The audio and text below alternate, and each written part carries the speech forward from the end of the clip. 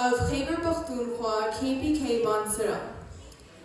Born in a small town of Texas, it really is an honor to stand in front of hardworking parents, respected teachers, distinguished guests, and my dear class fellows.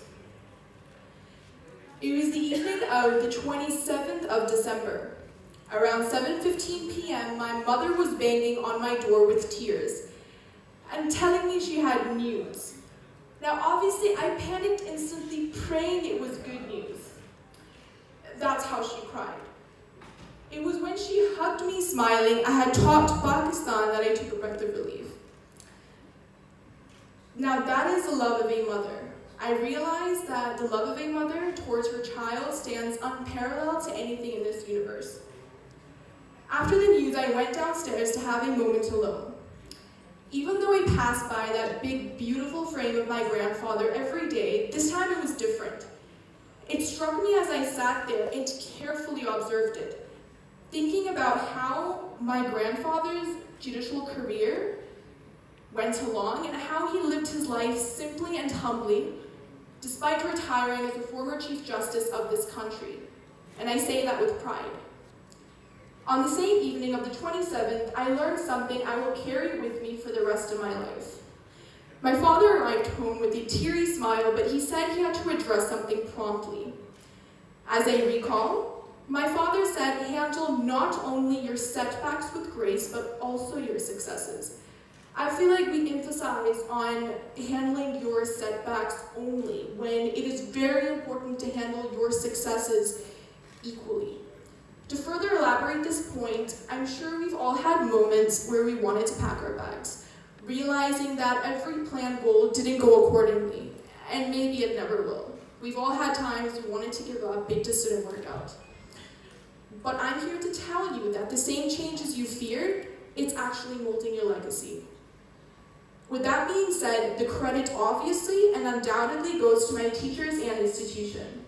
Ma'am Sidra, my law teacher, she didn't just teach me the exact years of imprisonment for arson or criminal damage. That is setting fire to someone's property. My psychology teacher didn't just explain the process of diagnosing someone with schizophrenia, or how to treat someone with an impulse control disorder. In the same way, my business teacher did not just evaluate the benefits of turning your private company into a public limited one.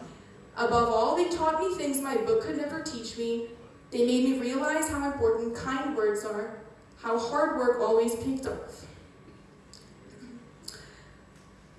and how one simple smile can make a difference. They showed me all of this with merely their actions, not with the context in my textbooks. And for the lessons they've taught me, I'll forever be in debt. Moreover, it wasn't exactly glamorous raising me either, so I salute to my parents. A thank you would really underestimate their efforts, and if you're anything like my mom, I'm sure you're superwoman. She wakes me up every day at 7, makes my breakfast, takes me to school, brings me back. She's involved 24/7. And she gives me a shoulder to lean on. My father, he makes sacrifices for his Category 1 people. And it's surprising how he does it with enthusiasm, like it's the best job he'll ever do. Also, thank you, respected Principal Ma'am Shabana, Sir Faisal, Ma'am Zainab, Ma'am Rafia, and of course, Ma'am Wajiha, for the platform you have provided me with and the boost. I will end this with addressing that whoever you are and wherever you are, just know you can go far and shoot for every star and love the life you've gotten, no matter how bizarre. So please do not throw away your only shot, and from the bottom of my heart, I wish each one of you guys the best, with love and pride today and always.